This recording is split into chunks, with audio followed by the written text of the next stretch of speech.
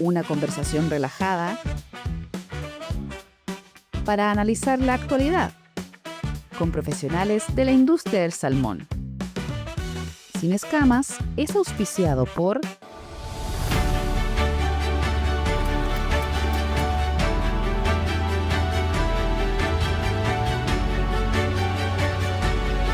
Badinotti, líderes en soluciones de contención de peces. Muy buenos días a todos y a todas. Bienvenidos al primer capítulo de esta cuarta temporada de Sin Escamas, una conversación franca y relajada, pero de salmón. Pueden creerlo, ya estamos en la cuarta temporada. Estoy súper contenta y agradecida por volver a estar frente al micrófono y tener una serie de conversaciones interesantes en torno a esta industria tan maravillosa y tan dinámica. ¿Cómo están? ¿Cómo empezó el 2026? Muy noticioso por lo que he podido leer, con hartos eventos. Acabamos de tener un maravilloso y exitoso Aquasur. Han habido hartos encuentros, harto networking, hartos summit, y creo que eso va a ser la tónica de este año. Hoy estamos en nuestra casita, como lo pueden ver, abrigaditos porque hoy día hace frío. El otoño se ha dejado sentir, como dicen ahí, abril, lluvias mil. Así que a abrigarse, a prepararse su cafecito, ponerse bien cómodo porque la conversa de hoy va a estar buenísima. ¿De qué vamos a hablar hoy? Les cuento, de patologías en la industria del salmón, un tema sumamente importante y del que espero también aprender mucho porque, como yo siempre digo, en el podcast yo aprendo mucho. Y para ello voy a conversar con el reconocido doctor Marcos Godoy, director del Centro de Investigaciones Biológicas Aplicadas y académico e investigador de la Facultad de Medicina Veterinaria de la Universidad San Sebastián. ¿Cómo estás, Marcos? Bienvenido y gracias por estar con nosotros aquí en Sin Escamas. Oye, es un gusto estar conversando contigo, particularmente de la revista Salmon Expert. Para mí siempre es un agrado y es un honor poder estar conversando sobre todo temas que se refieren a la salud en la industria y cómo mejorarla. Así que feliz de estar aquí contigo. O sea, ¿y quién mejor que hablar de salud de peces que Marcos Godoy? Por eso lo invité. O sea, yo no invito a cualquiera. Ustedes saben, aquí yo tengo los mejores, a los expertos. Marco, para partir, vamos a una mirada general y poner en contexto cómo describirías hoy, cómo está hoy el estado sanitario de la salmonicultura y cuáles son las principales patologías desde tu perspectiva que están marcando la agenda productiva. Podemos hablar de SRS, pero en una de esas no es solo el SRS, también hay otras patologías que también hay que ponerles ojo. Perfecto. Mire, la verdad que si uno mira los datos consolidados del año 2025, el salmón cojo sigue con una tendencia sostenida en términos del indicador más relevante para la salud de los salmones, que es una baja mortalidad de alrededor de un 4,7. ¿Ya? El salmón del Atlántico también experimentó una baja en términos de la mortalidad el año pasado, a diciembre del año 2025, con alrededor de 10,3, 10,4. Y la trucha arcoíris también, diría yo. En ese contexto, aun cuando los desafíos sanitarios persisten, y yo diría que siempre en producción animal, y no solamente producción animal, en cualquier sistema ecológico, incluso los sistemas silvestres, las enfermedades van a seguir siendo un desafío. Así que yo diría que el balance hasta ahora es bastante positivo en términos de la salud, usando como indicador la mortalidad. Perfecto. Y en cuanto a las patologías que uno conoce constantemente, escucha constantemente, ¿cuál es la que está, digamos, siendo la que está ahí más latente, la que los productores dicen, pucha, de nuevo, hay que atacarla, hay que enfrentarla? Mira, yo en este sentido, cuando también uno mira las causas de las pérdidas en general, siempre nosotros como veterinarios y también yo diría que los productores, uno siempre coloca énfasis en aquellas en las enfermedades. Ya. Pero cuando uno analiza las causas de las pérdidas, también están las causas ambientales que cada día más han ido cobrando más relevancia. Todas aquellas mortalidades asociadas a bajas de oxígeno o, por ejemplo, las floraciones algales nocivas, yo diría que son tremendamente relevantes hoy día. Así que yo colocaría, y representan un porcentaje importante de las pérdidas. Y también los eliminados. Ya, Y los eliminados también son un signo de una salud no óptima, porque los eliminados están los deformes, los de baja condición, aquellos que no fueron capaces de ya. comer o que no tuvieron el peso esperado a una talla determinada, y también son importantes desde el punto de vista sanitario. Que no necesariamente son por alguna patología como podría, no sé, SRS o otras que uno conoce, sino que patologías no infecciosas se llaman. Efectivamente, son causas Sí, de pérdida, claro. son causas de Ujú. pérdida, y efectivamente uno las puede considerar como no infecciosas y son tremendamente relevantes en la industria. Y las infecciosas, en aquellos que son aquellas enfermedades causadas por virus, bacterias, hongos, Ujú. ¿no es cierto? La verdad que en general yo diría que representan en la industria un 20% del total de pérdida. Ah, mira. Sí, o sea, si uno quisiera de alguna manera dar un énfasis en las mejoras sanitarias, uno sin dejar de mirar los temas infecciosos, porque Claro. muchos de ellos tienen otro Ajá. tipo de connotación, los eliminados y las causas ambientales son elementos bastante relevantes, diría yo, en términos de la eficiencia. Ya. Y ahí tendría que ver algo, quizás la genética.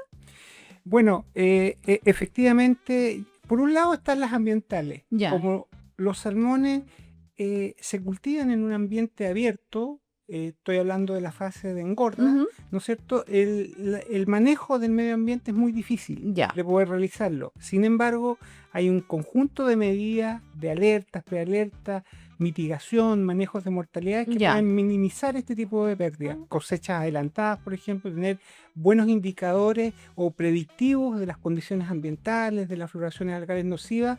Yo diría que cada día más eso está hoy día implementándose en la industria, incluso utilizando nuevas tecnologías satelitales acopladas con inteligencia artificial. Y como bien tú dices, yo diría que los eliminados, ahí hay como una caja negra que todavía no comprendemos, diría yo. Ya. La verdad que ahí hay una mezcla de situaciones que en algunos casos no es fácil poder hacer la apertura, pero efectivamente están, como mencioné, causas no infecciosas, los deformes, los de mala condición, aquellos peces que no tienen un buen performance productivo y que dan cuenta de que algo en el sistema no Algo está pasando. está Algo está pasando. pasando Sí. mal. Hay que ponerle ojo. Marco, y en términos de prevalencia, todos, ustedes, los veterinarios, también los productores, nosotros, los medios, conocemos las enfermedades más, no sé si la palabra decir es típicas, pero las patologías más, Sí. más comunes. Pero según tu experiencia, ¿cómo esto ha evolucionado en el tiempo? Yo recuerdo hace un par de años ya, sí, fui a una charla tuya Ajá. y tú comentaste que obviamente esto es hipotético, no me acuerdo el nombre exacto, pero bueno, tú dijiste, los primeros tantos años el SRS era pero ya lo que más causaba mortalidad. Pero después apareció el Tenacibaculum, por ejemplo, Sí. y el SRS disminuyó. Entonces, como que ha habido una evolución en el tiempo. De primero una enfermedad sí fue la más causante de todo, pero después apareció otra que como que compitió con esta otra. Yo diría que sí. Tomando tus palabras, yo diría que hay viejos conocidos ¿Ya? y hay nuevos actores. Y viejos por conocer. Sí, sí, sí. Es muy buena tu comentario. Y yo diría que entre las enfermedades más prevalentes las podríamos dividir en aquellas que afectan a los salmones en la fase de agua dulce. Clásicamente ahí, históricamente, yo diría que sigue estando dominado por la flavobacteriosis ¿Ya? y los hongos, Ujú. las micosis, pero también hay un nuevo agente reemergente que apareció hace un par de años atrás, que es la aeromona, por ejemplo, la furunculosis Ya. atípica.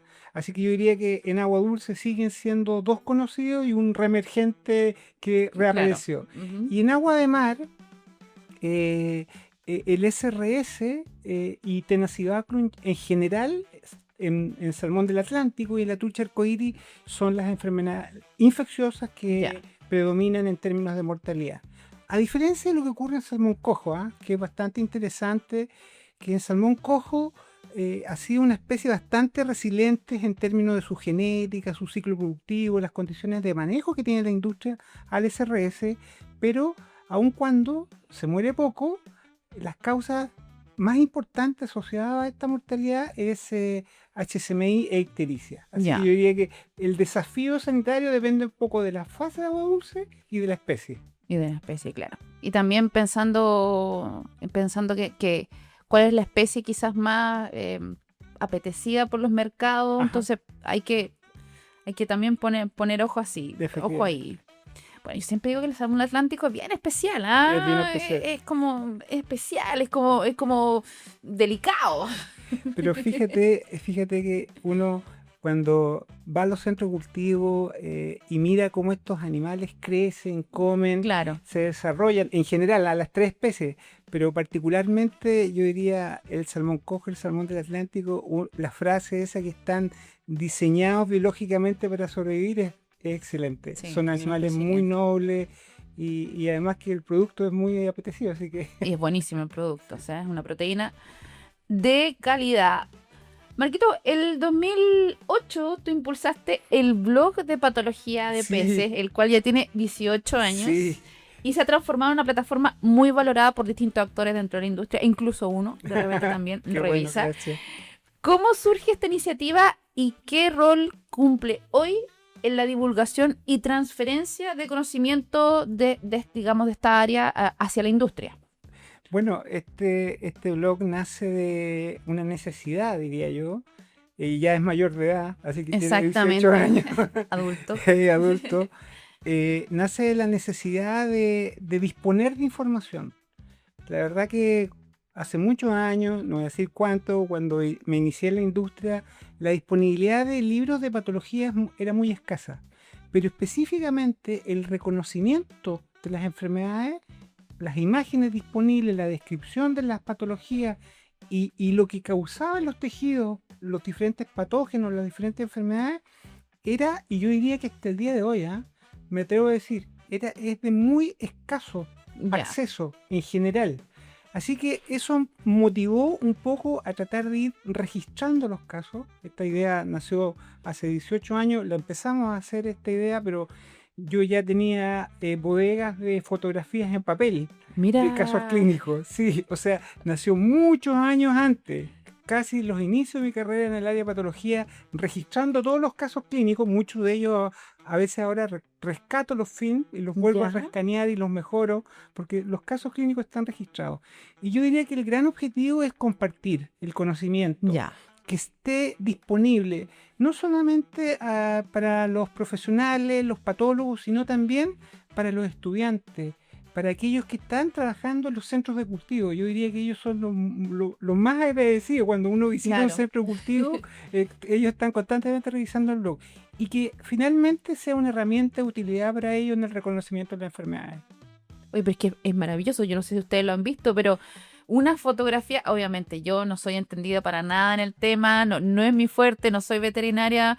Mi colega Francisco lo veía y era así como, oh, qué maravilloso, qué entretenido. Pero de verdad el detalle de cada caso clínico es impresionante. Y las fotos, bueno, dicen, como se dice, una imagen vale más que 1000 palabras. Sí, así que tienen que visitarlo, marcogodoy.cl. Ese es el blog de Marquito. Marco, y hablamos de hace unas preguntas anteriores, hablamos de las patologías no infecciosas, las que producen, por ejemplo, deformidades, temas en los ojos, la melanosis, todas esas. ¿Cómo que también se asocian de repente a la nutrición o al manejo o al medio ambiente? Yo tengo entendido que tú también describes muchas de esas patologías en tu blog, no solamente las bacterianas o las de virus o las de estos parásitos, ¿verdad? Sí. De parásitos. ¿Cómo esto ha mermado en la industria de saber que no solamente hay que fijarse en las que causan las patologías ya conocidas como el SRS, Tenacibaculum, Aeromonas, Flebobacterosis, un montón más? ¿Cómo ha mermado eso la industria o ha penetrado la industria de saber, por ejemplo, si este pez está deforme, no es que esté deforme, sino que tiene cierta patología? Alguna condición. Claro. Bueno, voy a rectificar dentro de las enfermedades Sí. más importantes, hablamos de las pérdidas, pero hay un agente infeccioso parasitario, no hablamos de específicamente, pero es el cálibu. Ah, Yo sí. diría que el cálibu es una de las más importantes, es un desafío no solamente en Chile, sino que a nivel del mundo. Los parásitos, estos parásitos metazoos macroscópicos son desafíos en muchos cultivos en el mundo. Y yo diría que cuando hablamos de las pérdidas, no se incorpora el cálido porque efectivamente el rol o la patogenia del cálido tiene que ver con la inmunosupresión, Claro. la lesión No cutánea. mata. No, No mata. efectivamente. Puede matar, ¿ah? Puede llegar a infecciones extremas que matan, pero en Ya. general Ya. su efecto es más indirecto. Así que hago esa mención Sí. así. O sea, como que debilita al pez como para que, que un virus o una bacteria ahí, exactamente. digamos, se aproveche del pánico y Exactamente. cause mortalidad. Bueno, en relación a las enfermedades no infecciosas, a medida que la industria se ha ido desarrollando y se ha ido tecnificando, intensificando, ¿no es cierto? Yo diría que han ido apareciendo nuevas enfermedades emergentes, tanto infecciosas como no infecciosas. Efectivamente, la primera mirada, patologías particulares, por ejemplo, las deformaciones, mandibulares, por ejemplo, fueron un problema importante en Chile. La deformación del arco branquial también fue un tema post-ISA. La mortalidad embrionaria o deformaciones embrionarias son tremendamente relevantes en la industria. La melanosis, esta pigmentación negra de la musculatura, tiene un tremendo impacto desde el punto de vista productivo porque no hay técnicas que te permitan diagnosticar, predecir. Claro, no, porque no puedes ver el músculo. Tú detectas el daño o la lesión en la planta del proceso. Claro. En los últimos años hemos observado un incremento en las cataratas.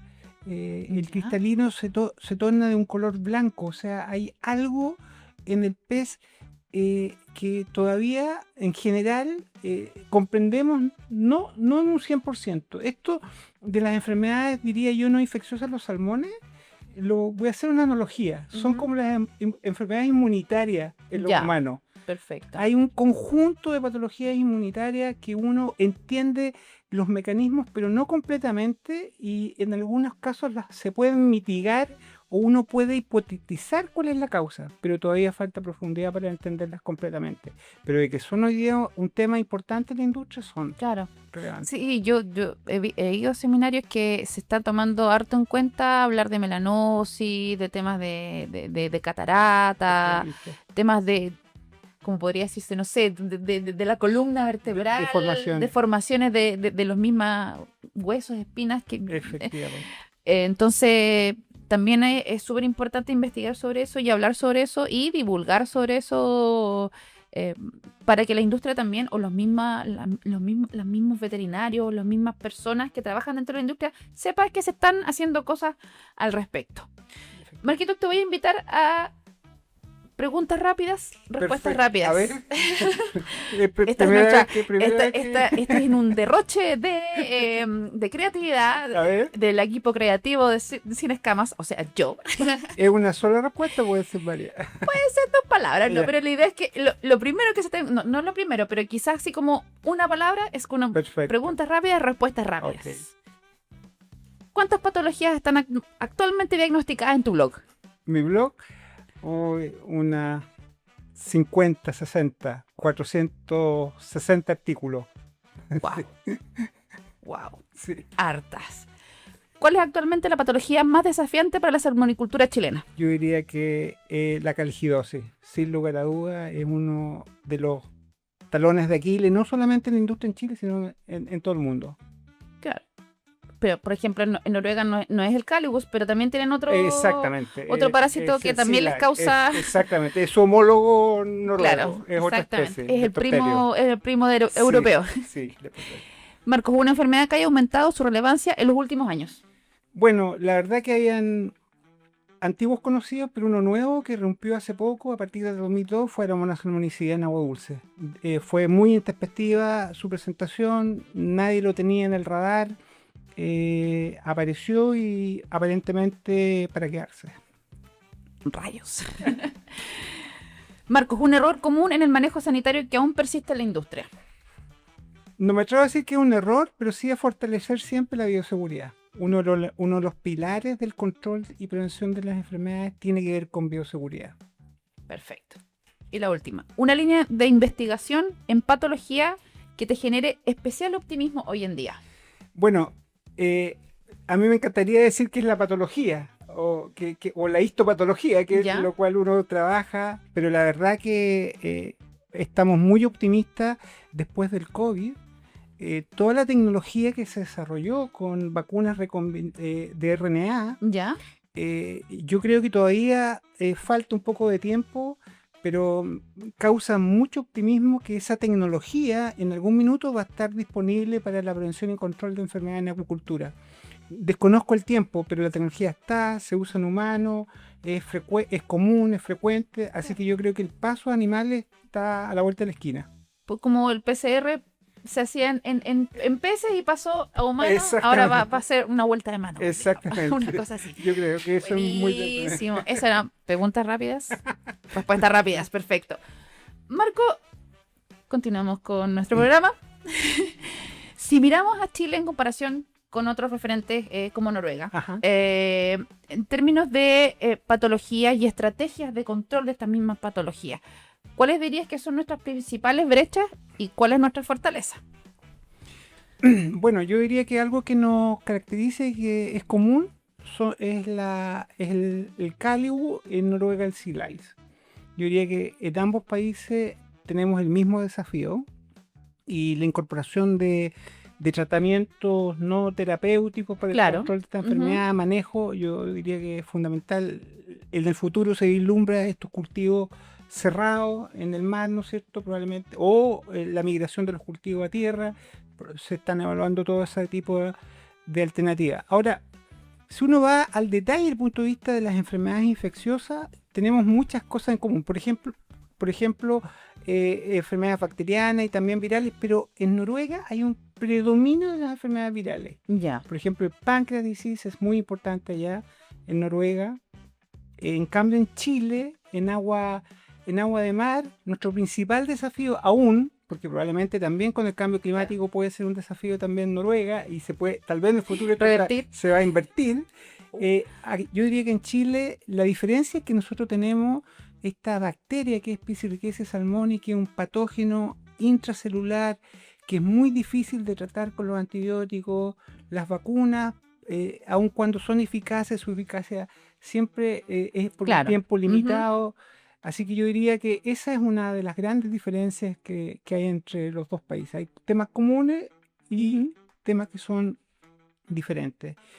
Y yo diría que la fortaleza que tenemos acá en Chile es que hemos aprendido a trabajar en condiciones muy adversas desde el punto de vista sanitario. O sea, poder controlar una enfermedad bacteriana que es endémica, que está diseminada en todo nuestro ambiente y sacar aún la producción que Chile tiene con una excelente calidad para el consumidor final.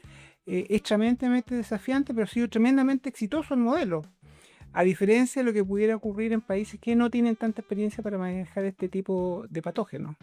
Exactamente. ¿Y por qué se debe eso? Porque claro, en Noruega dicen, no, acá en Noruega no tenemos enfermedades bacterianas tan, digamos, tan complejas como la suya. Es el agua, el ambiente, pienso yo como simple mortal, así como, ¿por qué si son salmones al fin y al cabo son lo mismo? Como ellos, digamos, los patógenos, o sea, digamos, patologías virulentas del virus, las afectan más que las bacterianas. Sí, es interesante la pregunta. Uno lo trata de explicar y siempre uno mira la curva térmica. Es como nosotros comparamos, mira, ¿por qué Magallanes tiene una situación sanitaria un poco mejor que la que tiene la 10ª o la 11ª región? Yo diría que las condiciones del quiebre térmico anual son mucho más marcadas, aunque las curvas pudieran ser de alguna manera diferentes, pero cuando las diferencias son de grado, uno habla, mira, tenemos 1 o 2 grados de diferencia, pero el impacto biológico que tiene 1 grado Celsius en el agua es logarítmico. Entonces la dimensión del impacto en términos de magnitud no tiene que ver con el cambio en términos de un número. Claro, Su que impacto nosotros biológico es mucho, podríamos no sentir ese grado. Probablemente. Así que yo diría, por ahí, en Noruega también hay Pichirex salmoni, y también se presentan casos clínicos, lo mismo que en Canadá. Pero la experiencia muestra que cuando hay un incremento de temperatura en el año, también aparecen algunos cuadros clínicos y están siendo más frecuentes y con una distribución un poquito más amplia. Así que el Pichirex salmoni como que hay una tendencia que está también colonizando otros ambientes. Bueno, y los noruegos también tienen un problema de medusas increíble. Así yo he visto fotografías de nuestros colegas noruegos que ese es como su factor ambiental. Y hace poco los Bloom que están reportando también fue algo inesperado. Los Bloom han sido parte de la historia en nuestro país. Nosotros tenemos casos del 2016, el 2018. Hay una vigilancia constante, pero en Noruega, aun cuando tienen estos quiebres térmicos, su temperatura un poco más baja, también tienen este tipo de problemas. ¿Ven? Al final, somos medio iguales, ¿sí? No podemos decir que hay tanta diferencia. Oye, Marquito, si mal no recuerdo y la memoria no me falla, porque yo estoy más o menos desde esa época en la industria, o hablando de la industria en realidad, tú estuviste detrás de hitos claves como la primera descripción clínica del virus ISA en Chile y del HSMI en Salmón del Atlántico y Coho. ¿Qué significaron estos momentos para la industria y qué cambio hubo a partir de ahí? O sea, yo vi muchos cambios, pero digamos desde afuera, no en la interna. Sí. Bueno, yo diría que la anemia infecciosa al salmón, como tú lo mencionas, Loreto, es un hito en la industria. O sea, hay un antes y un después desde el punto de vista histórico. ¿Y por qué un antes y un después? Porque yo diría que era un virus que se diseminaba muy rápido, se contagiaron muy rápido todos los centros de cultivo. Imagínate que el primer caso fue reportado en invierno del año 2007 y ya en diciembre toda la 10ª región, el virus se había expandido a toda la 10ª región y ya se detectaban los primeros casos en la 11ª y en 2008 ya se había diseminado a todo Chile, incluyendo la 12ª región. Entonces era un virus que se diseminaba muy rápido, era tremendamente virulento. El pronóstico, me acuerdo que tenía un centro de cultivo que estaba infectado con la variante HPR7B, que era la variante específica que está acá en Chile, era un promedio, para llegar al brote era de menos de 2 meses. O sea, el pronóstico era inmediatamente desfavorable, solamente la detección en aquel tiempo. Entonces lo que se hizo en la industria fue un trabajo colaborativo entre la industria, los privados, la autoridad. Se miró la experiencia de afuera, esto ya había sucedido en Noruega, Escocia, Faroe, en Norteamérica. Se tomaron muchas de esas experiencias, se implementaron rápidamente en Chile y yo diría que por eso es un logro además, porque un logro desde el punto de vista de la implementación de medidas sanitarias, porque una epidemia, que en animal se llama panzote, pero una epidemia que afectó a los salmones, que afectó el año 2007, que bajó la producción a menos de 90.000 toneladas, representó desempleo con impacto social, económico, productivo, que hasta el día de hoy, me acuerdo los viajes de esa época cuando visitaba Quellón y era otro pueblo, digamos, no había gente en la ciudad de Quellón, la cantidad de colegas que perdieron su trabajo. Y yo diría que es un ejemplo de éxito en términos de la implementación de medidas de bioseguridad y de cambios regulatorios que han permitido que al día de hoy la presentación de casos por año es mínima. Yo diría en los últimos 2 años menos de un caso, en promedio, digamos. Claro. Menos de uno. Yo recuerdo el año pasado informamos sobre uno, pero fue como pasó esto, se detectó esto, se hizo inmediatamente, digamos, sacrificio de todos los peces y listo. Sí. Y involucrados en la pesca y la misma empresa, y fue como todo muy rápido y todo súper, digamos, cronometrado y todo súper estandarizado. Entonces no pasó a mayores. Y listo, y eso sería todo. Y la empresa se hizo cargo. Y claro, que de repente yo hace un par de años atrás todavía se hablaba así, antes del ISA, como hubo un pre-ISA y un post-ISA. Exactamente, un Eso, punto de inflexión totalmente como sucede con todas las pandemias. Nosotros personalmente como personas hablamos de antes de la pandemia y después de la pandemia. También hubo un punto exactamente. de inflexión. Marco, y pensando en lo que viene, ¿en qué está trabajando actualmente el SIDA? Porque es para mí, digo, yo hablo por mí, encuentro espectacular que haya un centro de investigación aplicada a la acuicultura acá, o sea, en el donde las papas queman, como se dice. Sí, Exactamente, y no esté en Santiago o sin desmerecer a lo que está en otras regiones, que yo los quiero mucho, pero que esté acá digamos, tiene todo sentido.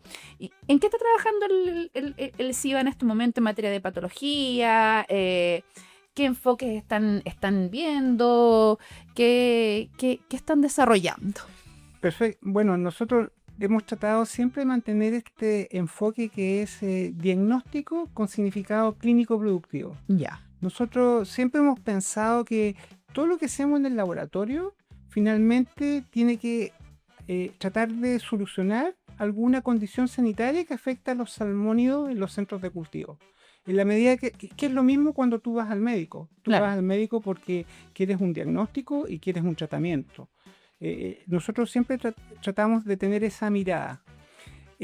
Tomando eso como base, Ujú. yo diría que uno de los pilares del laboratorio siempre tiene que ver con las técnicas de diagnóstico clásicas. Lo estuve conversando hace poco y la verdad que la patología macroscópica, la histopatología, Ujú. la microbiología clínica, que son las técnicas de diagnóstico tradicionales, siguen estando vigentes. Ya. Y yo le hacía una comparación a un colega y le decía, mira, cuando tú vas al médico, independiente que use un tomógrafo, que te manden una muestra a un laboratorio de genética, el médico siempre te va a pedir un examen de sangre. Sí. Entonces, lo clásico, en realidad, uno no puede perder lo clásico.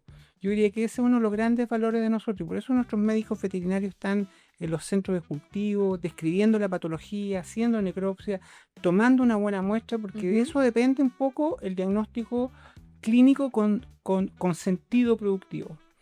Pero eso no quita que nosotros hemos estado de alguna manera desarrollando y aplicando las nuevas tecnologías que han ido apareciendo, que tienen Claro. que ver principalmente con secuenciación masiva, eh, eh, aplicada principalmente a la epidemiología molecular de los patógenos. Ya. Nosotros con estas tecnologías queremos de alguna manera descifrar el código genético de los virus, de las bacterias, y de tal manera que nos permitan entender cómo, Sí. cómo estos patógenos de alguna manera, cómo estos patógenos emergen de un minuto a otro, cómo se diseminan, pero de alguna Claro. manera darle herramientas al productor para que evitar su impacto. Y ojalá, lo más importante cuando uno trabaja Ujú. en el tema de patología con enfermedades infecciosas y también no infecciosas, es prevenir el brote.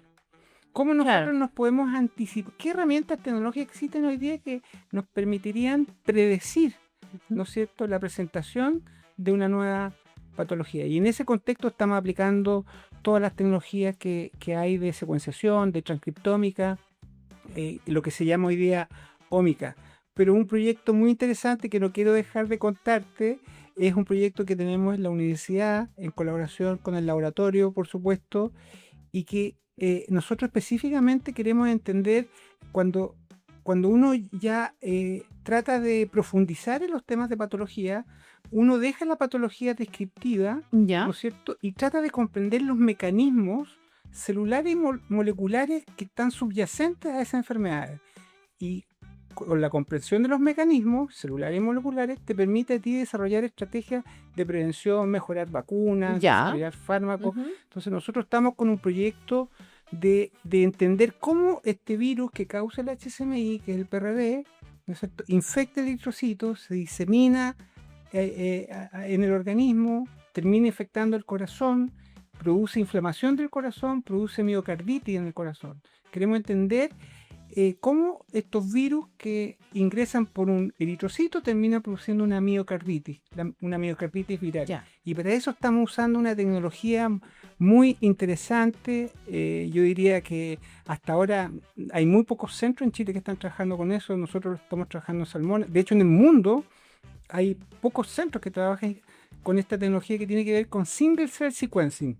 Imagínate que un corazón humano está compuesto por 1 a 2 billones de células. ¿Ya? Lo que nosotros tratamos de hacer es disgregar las células de salmón y estamos tratando de secuenciarlas una a una para poder entender el mecanismo de inflamación y con eso Ya. tratar de dar alguna respuesta. ¿Y cómo se comporta, cómo se comporta. el patógeno? O sea, desde que entra así como Exactamente. la embarrada que deja. Exactamente. Así que estamos usando nuevas tecnologías, pero sin perder la mirada clínica productiva, que al final del día es lo que le interesa al productor que está en el centro de cultivo. No puede haber una disociación. Por eso la colaboración y estar cerca de los centros de cultivo es tan importante. Y el apoyo de la industria. Claro. Y también, o sea, yo encuentro espectacular la apuesta que hizo la universidad, siendo una universidad de región, a esto, claro, a, digamos, hacerse cargo de estos dolores de la industria que constantemente están en la palestra. O sea, no... Efectivamente, yo creo que la universidad es una universidad regional. Estamos acá en el corazón de la industria, podemos tener acceso a todas las áreas operativas de la industria, Claro. desde la 9ª, principalmente hasta la 12ª región, así que yo creo que para nuestra universidad es una tremenda oportunidad y un gran desafío el poder contribuir. Y toda la información está acá, Y digamos, toda la información está acá, los profesionales están acá. Exactamente. Las muestras están acá, así que qué mejor. Estimado Marquitos, millón de gracias por este capítulo y por haber venido a conversar con nosotros en este primer episodio de la cuarta temporada, para que ustedes sepan, de Sin Escamas. Oye, te felicito por tu programa, increíble 4ª temporada. ¿Cierto? Que te agradecido por haberme invitado y iniciar esta 4ª temporada. Exactamente, es que yo no podía partir esta temporada con el plato fuerte, así, no, por supuesto. Tenía que partirlo así como Dios manda. Así que nada, muchas gracias, Marquito, te pasaste. No, encantado, un gusto. Perfecto.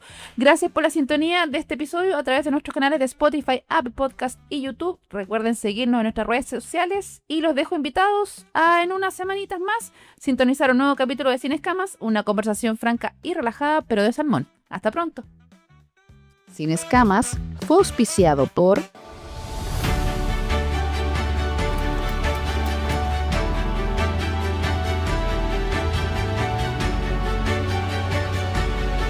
Badinotti, líderes en soluciones de contención de peces.